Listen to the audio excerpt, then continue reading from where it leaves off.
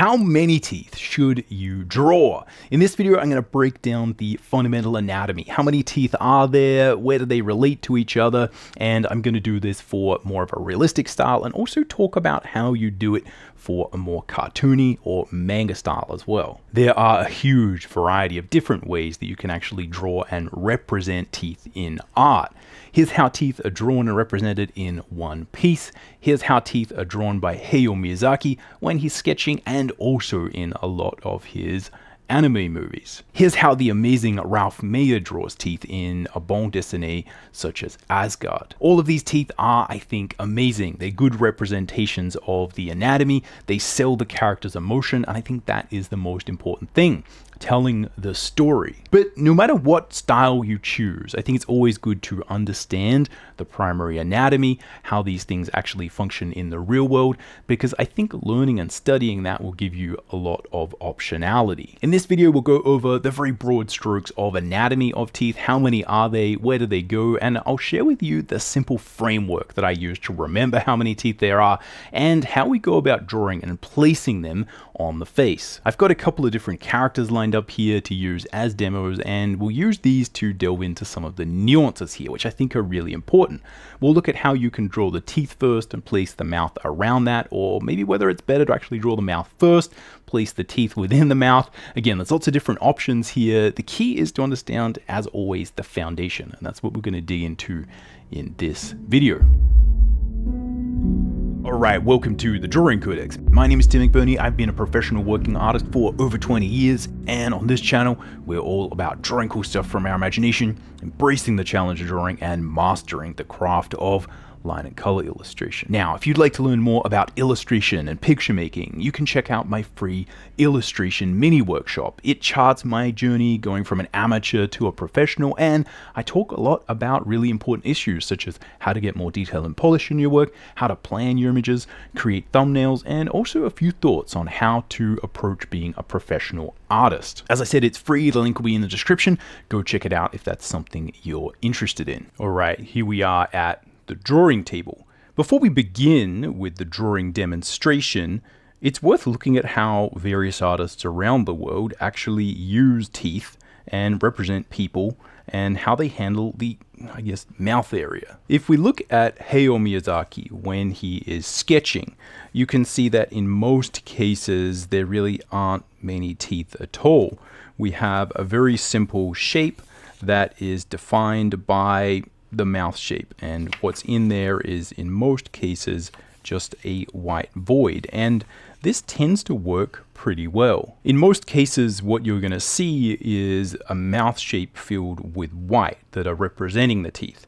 Every now and then characters have a hint of teeth here and there, but again, even when a character is signified to have a huge amount of teeth, sometimes they are there, sometimes they are not. If we look at how Miyazaki's style is represented in the feature-length animations that he creates and has created, we can see that we're getting a slightly more refined version of this basic idea.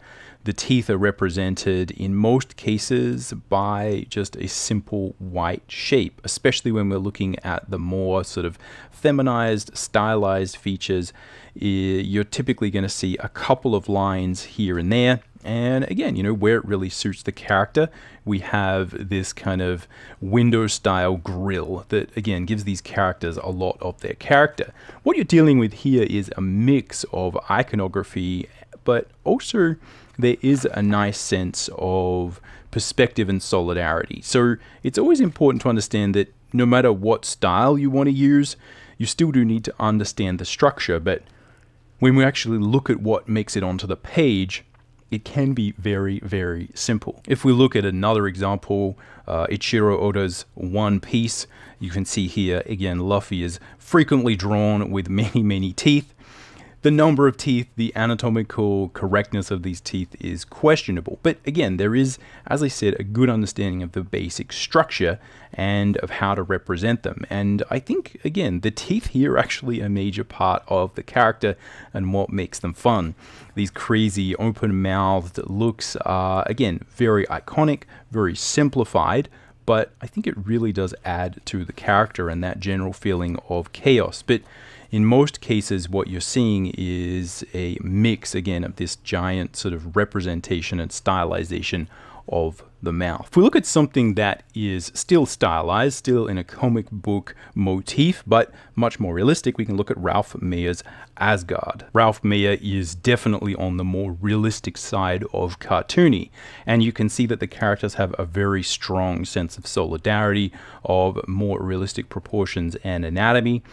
We're still mostly seeing in the vast majority of shots, especially those where we're a little bit more zoomed out and there's not actually resolution with the style to draw each tooth, we're still seeing those something quite similar to almost what we saw with Miyazaki when he's just sketching, which is these white voids surrounded by a mouth. Every now and then, you though will see something that is a little bit more detailed. Here, what you start to see is the topics that we're going to look at in this particular video come into play, which is how many teeth are there? Where are they? And again, if you are using a slightly more realistic style, how can you figure out how to draw them and suggest them?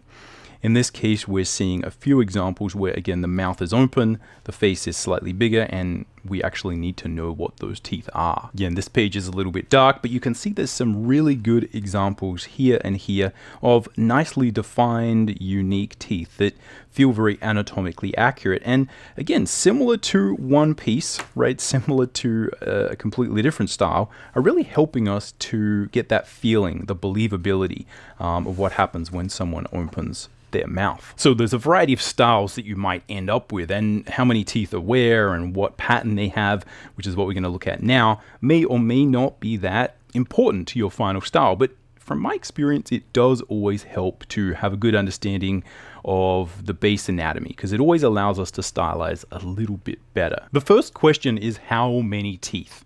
Now, the way that I like to remember this is to think about if we're viewing these teeth from a three-dimensional point, we have our horseshoe shape that defines more or less the shape of the muzzle, of the jaw, of the teeth area,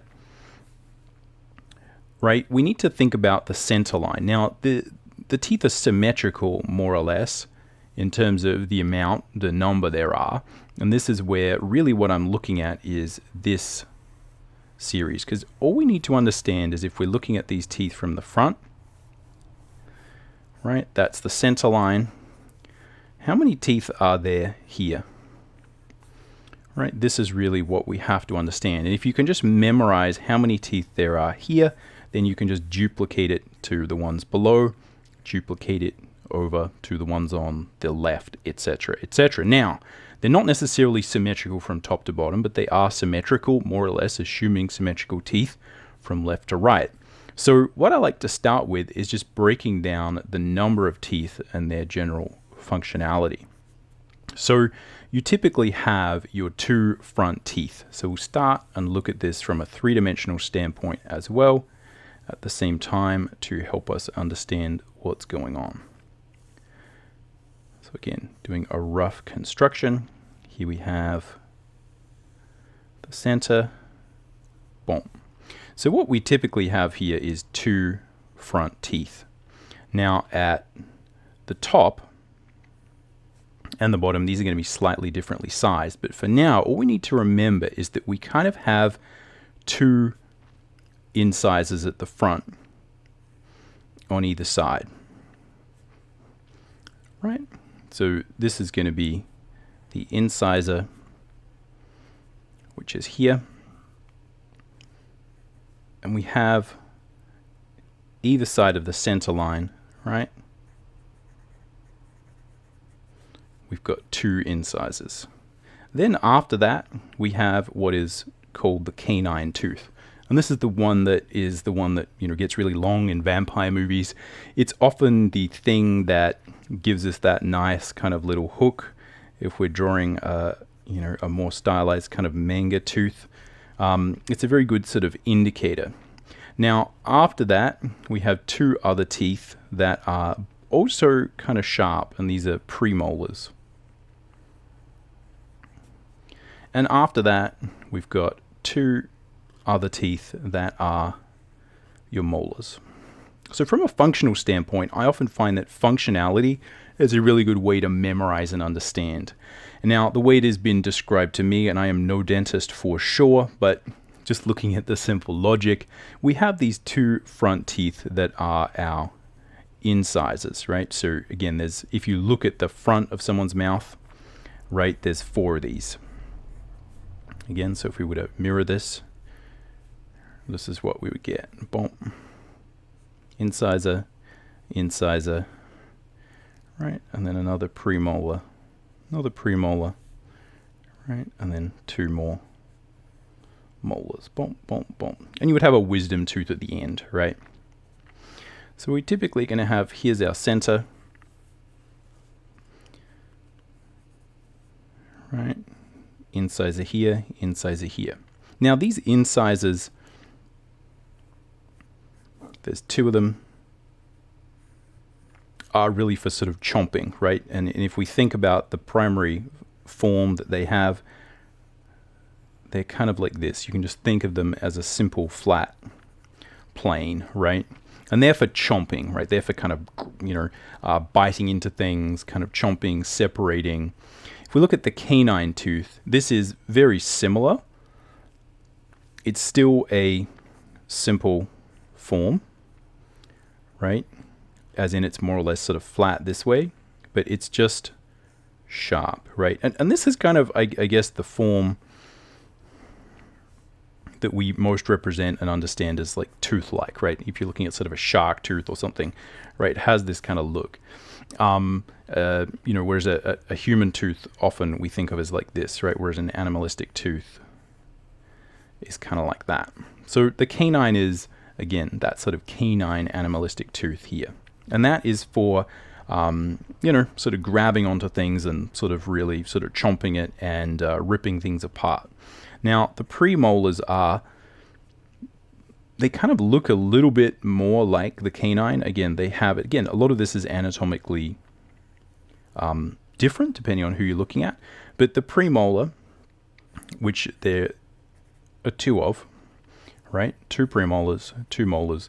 The premolar is also sort of sharp, but again, it kind of has,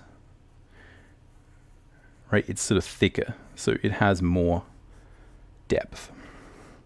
And then the molar is a little bit more like a peg, right, in terms of form. So it's not very pointy. Now, obviously, there's a lot of teeth anatomy that you can look at that's a little bit more detailed than this. And that's where, again, a reference will come in. The goal here is not necessarily to look at, all of the anatomy that goes on underneath here. This is really just about what we see and trying to break it down into a really simple pattern. So, again, what we normally have is if we look at the center line, on either side of that we have 2 incisors, we have 1 canine tooth, and then we have 2 premolars, and then we have 2 actual molars, right? And that's typically what we're going to see. That's how many teeth you have. We got 2 incisors either side, or you could look at that and sort of say you've got these sort of 4 front teeth, and then you've got a canine tooth, and then you've got 2 premolars and 2 premolars and 2 molars at the back. So again, really, really simple, easy way to kind of understand and break this down if we look at how many teeth we have and how we sort of simplify that. 2 incisors either side, 1 canine either side, 2 premolars either side, and 2 molars right at the back. Next, let's look at patterns. This is where we can try and understand the top and bottom teeth and how we can look at the patterns that they represent, because they're not necessarily symmetrical from top to bottom. The top teeth are seems to be slightly larger, and they kind of overhang the bottom. So let's look at what is happening if we, again, try and view this from 3 dimensions. Boom, boom.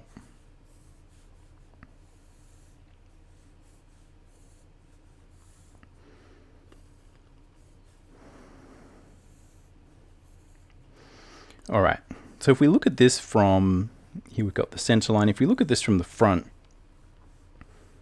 this is also a really good way to understand what's going on. Typically, these two front teeth at the top are going to be the biggest.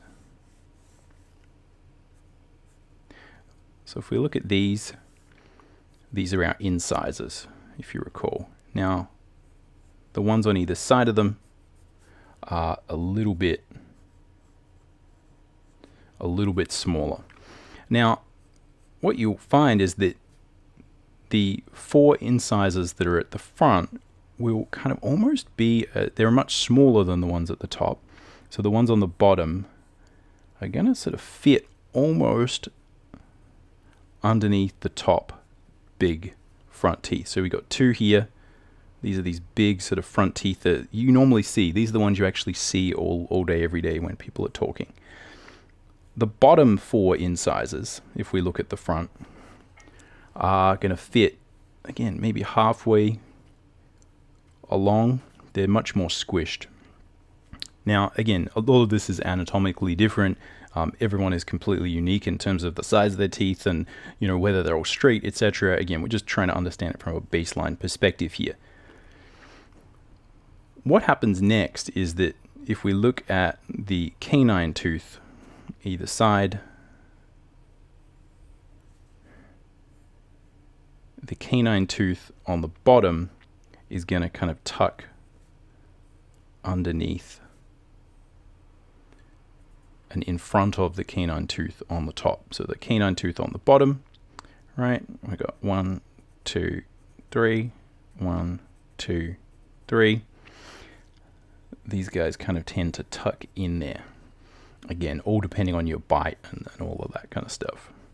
Now, that really is the majority of what you need to understand from the front, because these are the ones that you tend to see and tend to be anatomically important. The rest we can suggest. But this is the anatomical stuff at the front that is really useful to understand. Boom.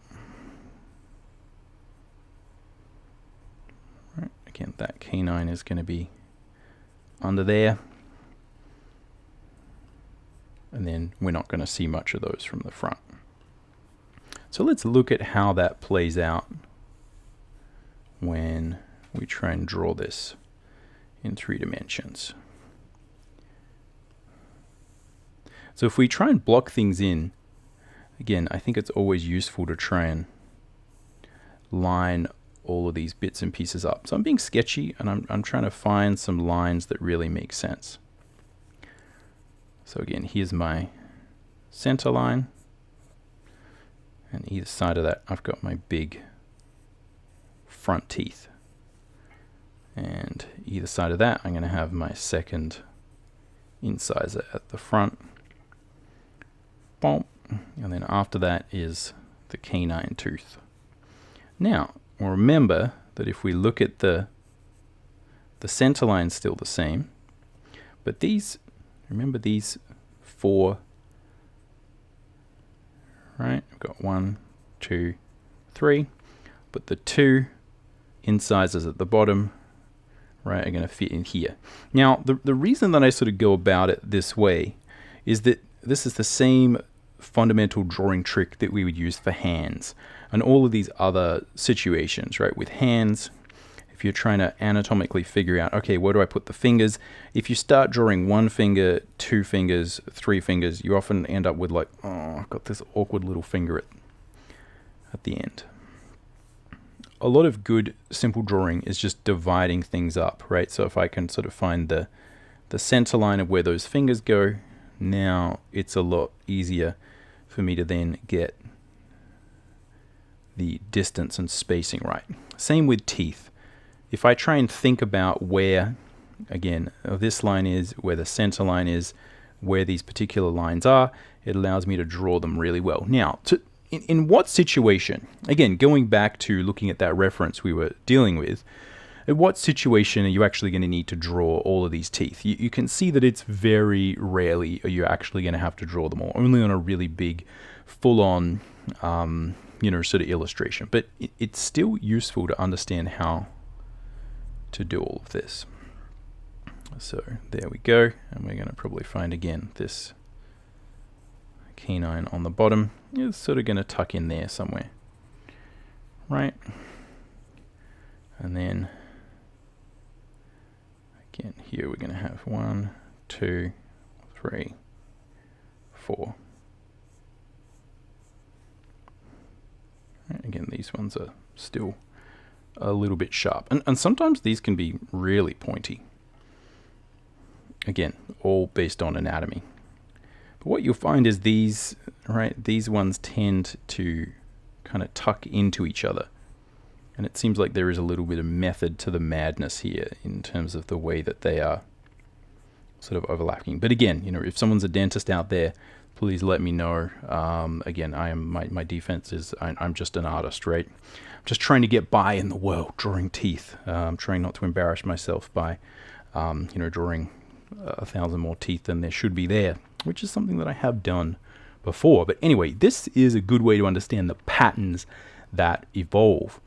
The bottom row of teeth tends to be more compressed, and it compresses so that the two incisors on the bottom can almost in some cases be contained just within the spacing of the two front teeth. Sometimes they might come out a little bit, and that the canine on the bottom is kind of going to be somewhere between the canine on the top and the second incisor on the top, and that gives you your kind of spacing. And that really, this area around here is really probably where most of the problems are going to lie. So this is something that's well worth, you know, sort of putting in your sketchbook, following along with, and again, just go, you know, Google some pictures of teeth, and hopefully this gives you a good way to understand and break down that pattern. One of the things that you can do once you understand this basic anatomy is look at people with interesting teeth, or people who have a lot of character through their smile, and look at what's going on there, and you can then design your characters to potentially have some unique features in their teeth. That could be just the little thing that makes a big difference. I think especially if you're looking at designing characters or you know, situations where you're dealing with a realistic video game or something where you actually get to control that. It's often these subtle differences that make things feel real. But again, what I'll do is I'll combine looking at exaggeration with what I think is the most important part of this, which is how do you actually place these teeth in the face, in the actual skull, and how do we actually make sure that we're following these rules as we draw real things? Firstly, let's look at how you would draw the teeth first, and how we can follow along with placing the more realistic features of teeth into the character. And we'll try and exaggerate this one a little bit. So I'm just going to rough in using a slightly modified, simplified version of the Loomis method, what we would have as a face, right? So again, you can imagine now I've got my sort of sketch here. All right, how do we true this up? How do we add anatomy here? The real thing that I'm going to pay attention to is the center line. This really is why the center line is so important. It's why I'm often talking about it in other videos on the channel. When we're thinking about anatomical placement, we've got the nose, we have all sorts of other elements that are going to be based on the center line. We can use this very much in the same way that we use this here. Now, if we think about where those teeth are, we can look at our skull, and you can see this is kind of what I'm trying to do. We would imagine here would be our skull shape, right? Something like this. And then under here, right, I've got the mouth coming down here, and then there would be the jaw here. Right, if we think, boom, I've got this, boom, I've got that, boom, boom, boom, boom, boom. Okay. So let's use that center line to place these teeth. So I'm going to place the front two ones. Right, I've got the top ones here, and I'm thinking about how this wraps around, although again we're not really going to see most of it. But here I've got that center, one's either side. Here I've got my canine teeth, and again below I have slightly open. I'm going to have 1, Bonk. And then these ones are going to fade out. I'm not really going to see those too much. Here's my bottom canine one. Bonk. Bonk. Bonk. Bonk. So again, I probably wouldn't end up drawing all of these, but this just gives us an idea for how the teeth actually fit in. But if you're really struggling, right, if you're really struggling, I think this is actually a very useful thing to do, is just to put them in. And I find also, like, if you're really trying to get exaggerated, if I'm drawing orcs or something like that, where some of these teeth are like huge, then it can be very useful to just do this, to just know, okay, I've drawn the teeth. This is just my sketchy version, right? I can always go in there and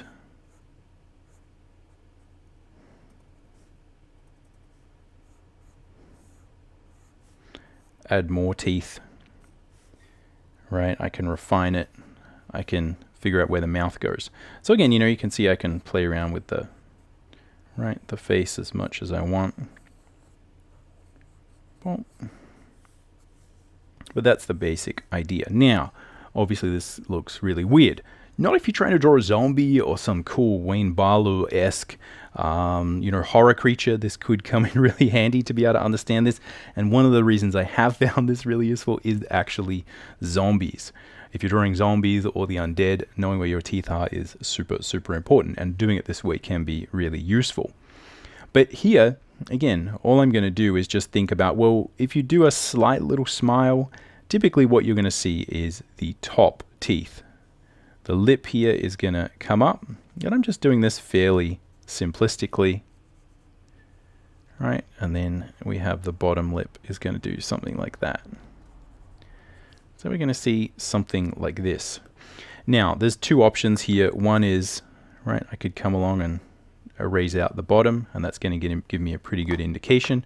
Or once you've done that structure, if I can find an eatable eraser, what we do is we kind of take it back, right? We take it back, and now I'm going to redefine what are the lines that I really need and like. So I've got my center line here, right? I can't really see many of those others. I'm just going to indicate some of this. And on the bottom, yeah, I'm not going to see much. Just a few here and there. And there we go.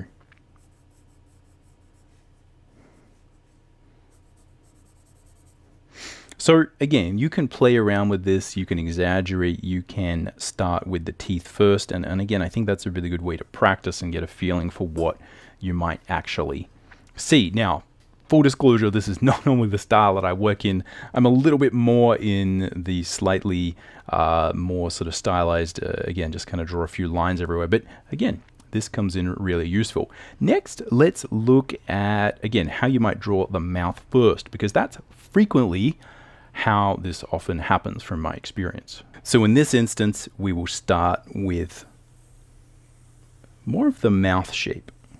I'm going to use a very similar structure for blocking this in though.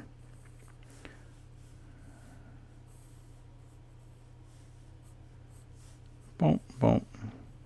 Again, going to think about where the mound of the mouth is. So these are lines that I'm always putting in to my sketches because they're going to help me to find these different lines. But at some point, we need to figure out the actual character, right? Like what's actually going on. So in this instance, we have an elf girl or something like that. We got a nose here. And got the same structure here. Now in this case, what I'm going to do is try and exaggerate a few of these other features, and we'll see how again successful this is, because again, this is not normally the the style that I use. But well, what I'm going to try and do is really push the size of these front teeth.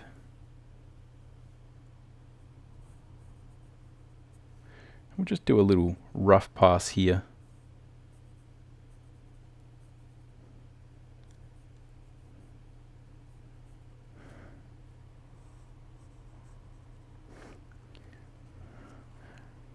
But yeah, the trick here is all I need to worry about is my center line, right? I've got center line here, center line there.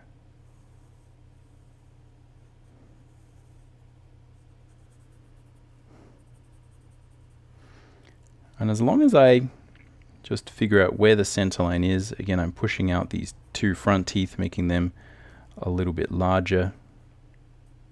Got the center line here, center line there.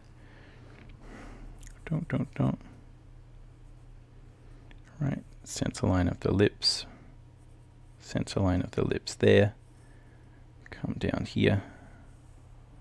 Again, a little bit of extra structure. Boom.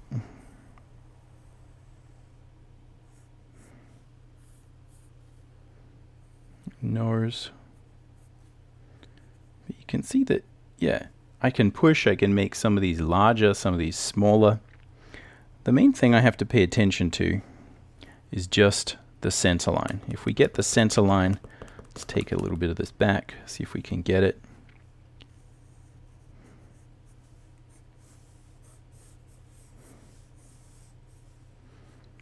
Find center there. Right, let's see where these eyes.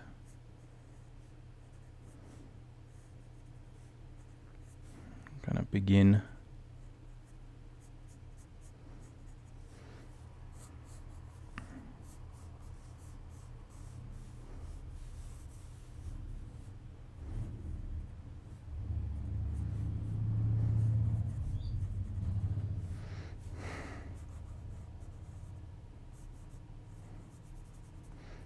Boom.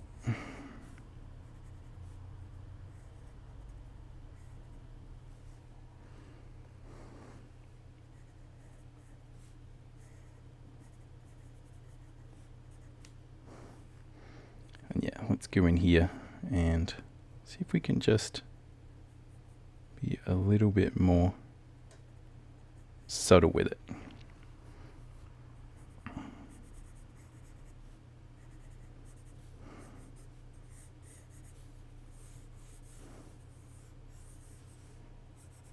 Now, a little bit extreme, but I feel like this gives us a good idea about how we can really push those teeth and exaggerate them. So, a very toothy demo drawing looks a little bit weird, but again, hopefully this illustrates the point. What I want to do next is look at how we can potentially use a different expression, and I think why it's really useful to understand how to draw all the teeth, because depending on whether you're smiling or grimacing or whether you're angry, you see different parts of the teeth, and it's often this simple iconography, this simple signal that, hey, we're seeing the top of the teeth that says the character is smiling. If you're seeing the bottom of the teeth or all of the teeth, it normally means, again, someone is grimacing or angry. So again, let's look at that and how we can combine some of these ideas when we're drawing. For this one, I'm going to draw Moda from Stylized. Moda is an alien. He is a creature with tentacles on his head and vastly different, anatomy. He's got much bigger eyes than a normal person, but I'm going to use exactly the same technique to construct the features. I've got my center line. Now the Maurice, which is his particular race in the comic, have this kind of brow protrusion that really comes out, and they also have these kind of crazy big eyes. And much bigger, fairly prototypical alien style cheeks, eye sockets. in this case, the teeth are pretty much the same. So what I'm going to do is find that center line, which I think is so important, and I'm going to find this horseshoe shape, although it will be in this case fairly rough, and mostly I'm kind of visualizing it. And what I'm going to do is a bit of a mix of both of these, but we'll look at how being able to draw all of these different teeth is super useful, because if we can do that, then it allows us to better express ourselves and draw different things. It's really important to understand that a lot of the way we read expressions is iconically.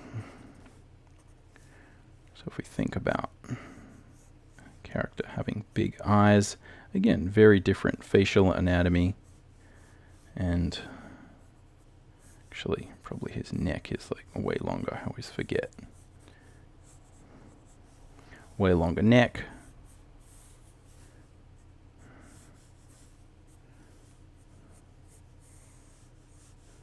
Again, this has nothing to do with drawing teeth, but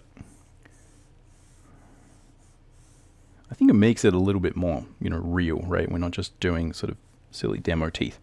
So again, what I'm going to pay attention to is like, oh, I've got all these things. Okay, what is the expression? Now, again, the way that I'm typically drawing is a little bit more in that Miyazaki vein. I'm drawing the shape of the mouth, and I'm doing it in a pretty iconic fashion, right? This is not necessarily meant to be realistic, but what this does is it allows me to think about what is the shape of that mouth and how does that affect the character, right? How does that affect the vibe?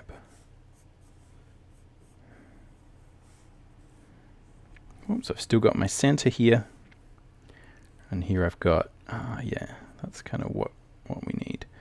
So I'm going to have the two front teeth that are fairly standard. I'm going to have incisor, we've got a canine bump.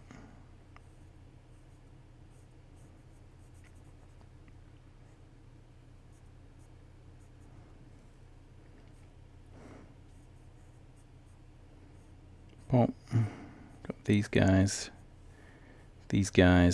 and I'm just drawing them all in because that's a really good way of understanding what's happening. But in most cases, what I'm actually seeing is going to be a lot more simplified. Right. Bottom canine.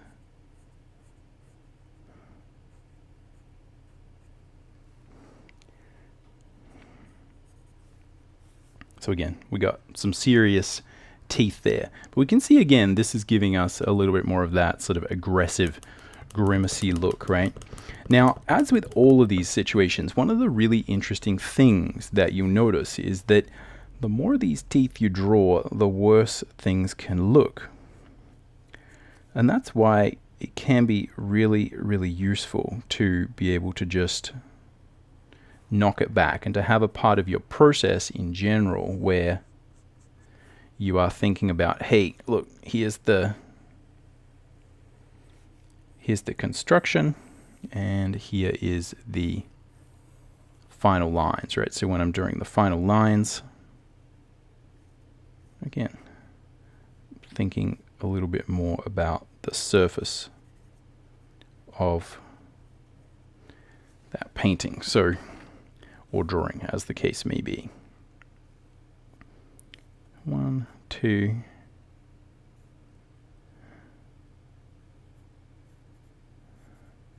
That's going to be my dot, dot.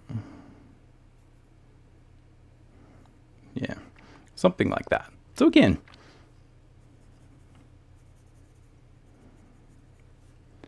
do a mix of both. The main thing we have to remember is where is that center line. If we understand where the center line is, it makes everything else possible. It makes everything else a lot more manageable. And again, you can go from one direction or another. You can exaggerate it. Again, here I've got some pretty exaggerated teeth, right? We're really sort of noticing them. This is giving him a fairly sort of animalistic look. Again, it doesn't really even matter how many of these teeth I have past a certain point. The main thing is just to get the center line right, get the symmetry right, and focus on the elements that are going to give us our character. And if we do that, then the rest will kind of work out by itself. Anyway, so give this a try. What I would suggest is playing around with thinking about skeleton first, draw the teeth, draw a mouth around the teeth, try a bit of both, do some exaggerated stuff. The real thing is that often what you're dealing with is the subtleties of where the mouth goes, the particular shape, and then what is happening and the way your style represents the teeth there. One of the really interesting things you'll notice here is that frequently I'm running into a very, very simple drawing problem, and that is that I have too much structure here. I'm drawing too much and I'm not suggesting enough. And this is what gives you that sort of feeling that everyone's got food stuck in their teeth, right? Everything's a little bit too teethy. And this can be a real challenge if you're trying to draw in a more stylized way. Again, you'll notice even Ralph Meyer, when he's, creating this much more realistic, stylized look, many of the times these teeth are just really subtle, right? They're just really subtle indications. We're not seeing every tooth in between there. And the reason for that is we want to suggest. You'll even see the same thing being done in one piece. Some of these characters have this kind of really kind of grill-like look, but in most cases you're getting a mix of the teeth being suggested. And this really is one of the most important things to get your head around. If we don't control this and we don't understand how to suggest the structure, it's very difficult to draw in our style. Now, if you want to learn more about this concept of suggestion and specifically how it relates to teeth, you can check out this video. Otherwise, catch you around. Happy drawing.